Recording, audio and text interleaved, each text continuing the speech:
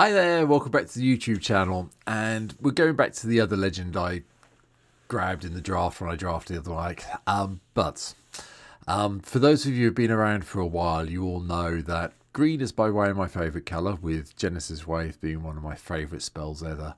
But for those who've been on the stream a lot, you always know that I have a soft spot for the big flying lizards. Yes, I'm talking about dragons. I have a bit of a reputation on the stream for always having decks with dragons in them somehow. I managed to sneak one into most of my decks I complete. Not so much for the Avatar ones because A, I like playing the dragons that come out with the set, and B, there wasn't many. But obviously there was this one, and I didn't have any option. Well, I did have lots of options, but yeah, I wanted to cover Ran and Shaw today. Whoops, wrong button. Let's do that one. There you go. Ran and Shaw. 3 and 2 reds for a 4/4 dragon with flying and fire bending 2.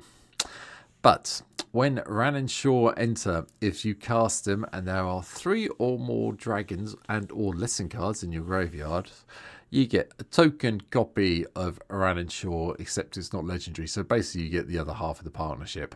And then when you attack 3 in a red, all the dragons you control in play get +2/+0, and if you're attacking with both versions, that's basically, yep, 3 mana off the fire bending. So yeah, it's a dragon. We had to do the dragon deck. There's no way around it. So here we go. Here's my take on Ran and Shaw with some lessons and some dragons, just to satisfy my love for dragons, really. Enjoy it.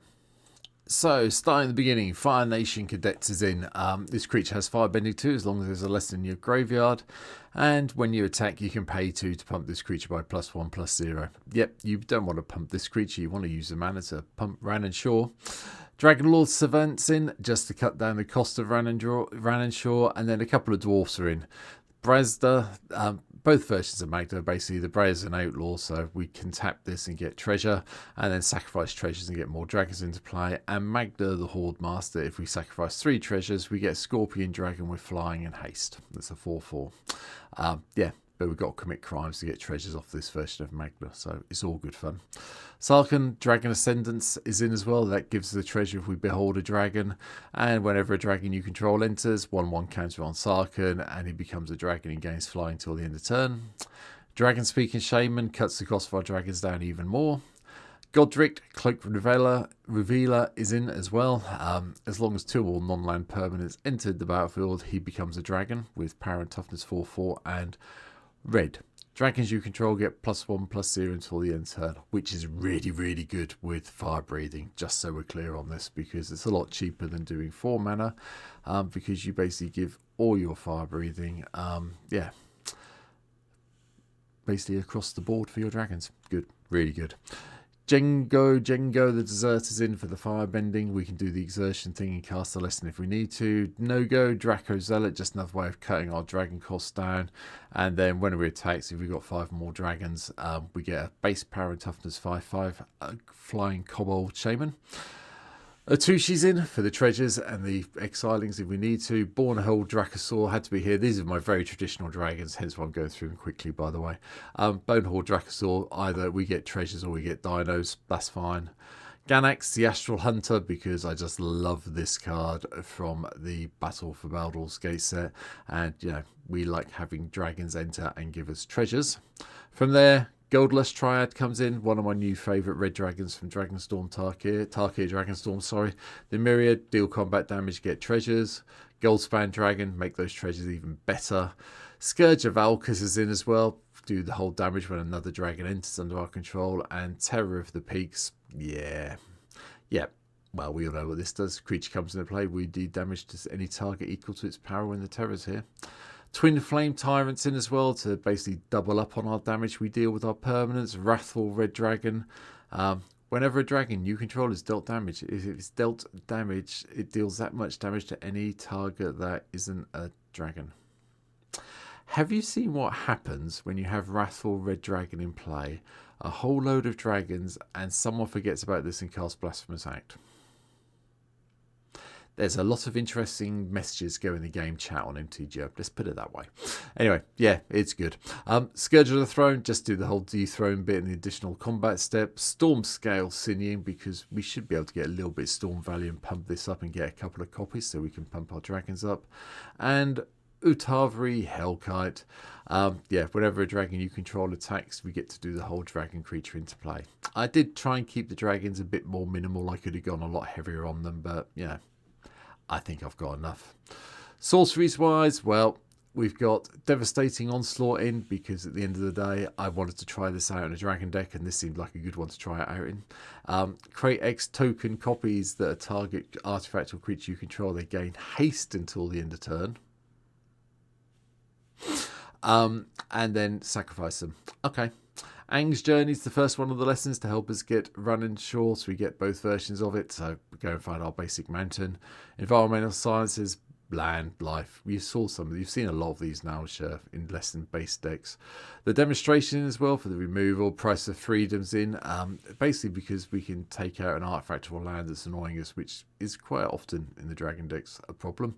But its controller may search their library for basic land card, put onto battlefield, tap, then shuffle and draw a card.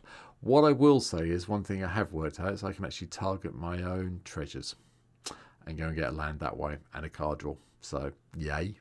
Expanded Anatomy for the +1/+1 counters on something, and the Vigilance side, Introduction to Prophecy, the Scry and the Draw.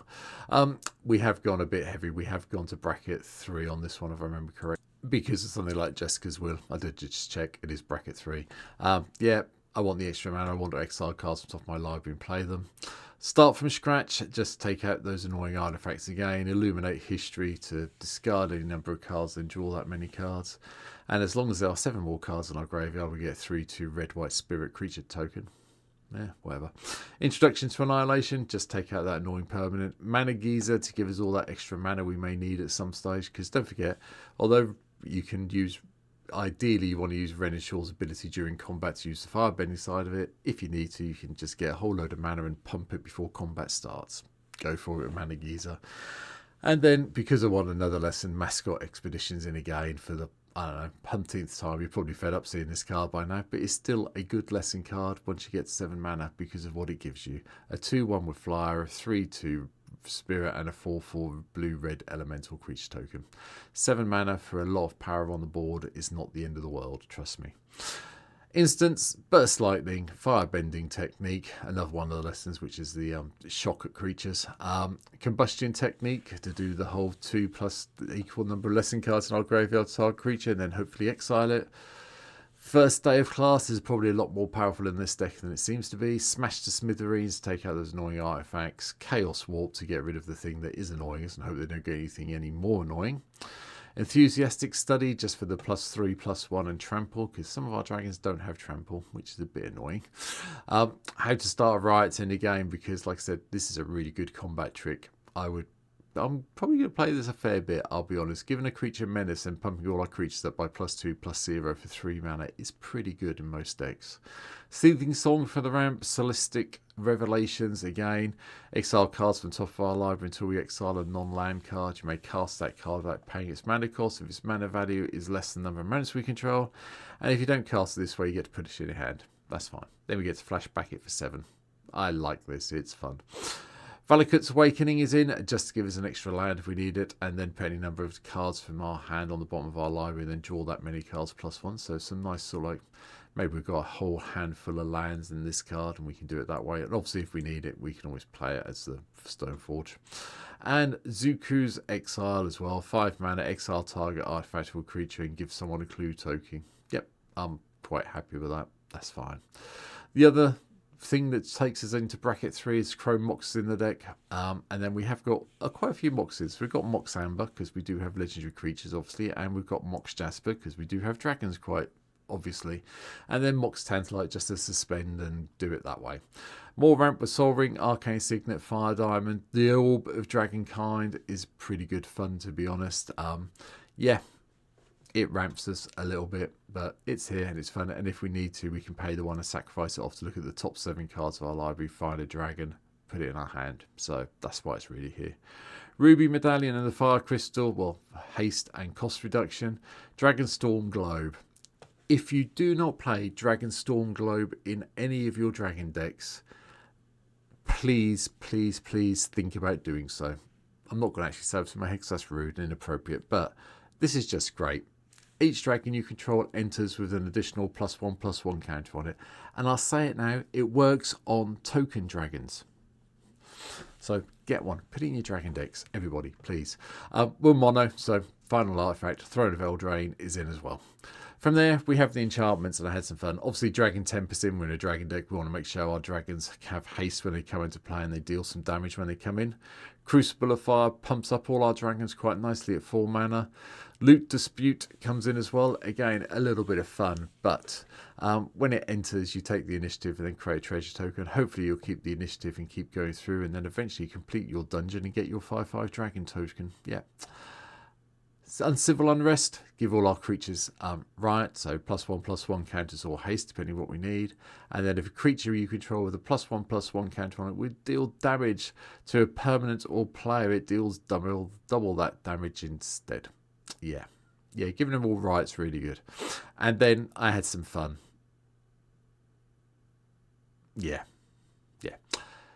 Yeah, you can probably drop Dracogenesis. I mean, at the end of the day, we've not got that many dragons in the deck, but I haven't successfully cast it yet, and I just decided to put it in here for the laugh factor. Please feel free to take out and put another card in of your choice, but I'm playing it because I like dragons.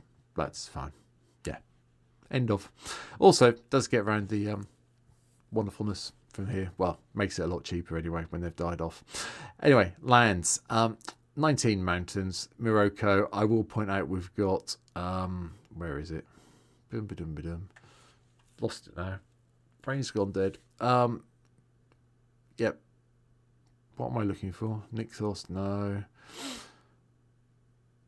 Oh, I thought I had. Oh, I've clicked. Oh, it is there. It's because it's come up as a stupid version. I thought I changed it. Valakut's in here, just so we're clear. And then all the other red lands you can see. Arena of Glory is good fun to do the exertion and give something haste if we need it to. Castle Embereth for the pump. Crucible of the Spirit Dragon so we can get the storage counters built up to cast our dragons a little bit quicker.